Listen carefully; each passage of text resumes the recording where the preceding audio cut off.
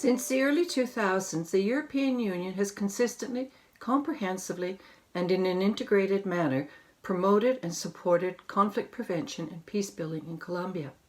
Through civil conflict, peace negotiations, and a final peace agreement, the consolidation of peace has been the cornerstone of EU cooperation.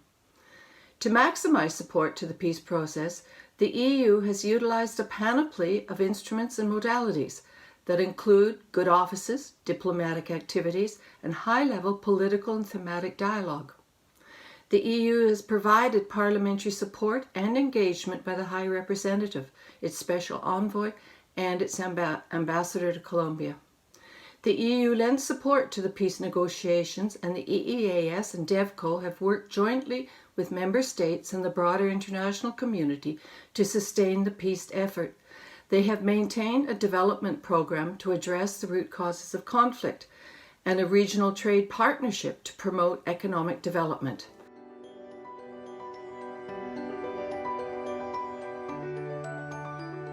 A commitment over time and acquired knowledge of the country, sustained political engagement and financial support have permitted the development of trust between the EU and Colombian actors. The EU is recognized as a central and influential partner in the peace process. This trust has facilitated the EU's support to the Colombian government and opposition forces to make peace, to support local processes, local ownership, and to implement partner priorities within the framework of the peace agreements. The Special Envoy and the Ambassador coordinate activities with support of the EU delegation. Close collaboration with like-minded international actors allows for defining strategies, common political messages to the government, and the planning of complementary projects. Access to flexible and rapid funding through the ICSP for politically innovative and timely projects has been crucial in advancing political goals. Demining projects developed trust between the negotiating parties, brought community sectors together in shared work, and provided safer terrain for development projects to happen.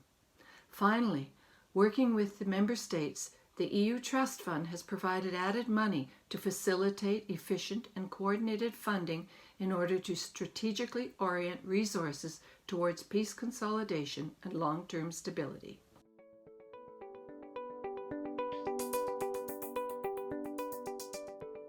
While the EU's political commitment and funding of peace-oriented programs remain constant, gaps in human resource capacity and shortcomings in operationalizing formal CPPB strategies and methodologies are still present.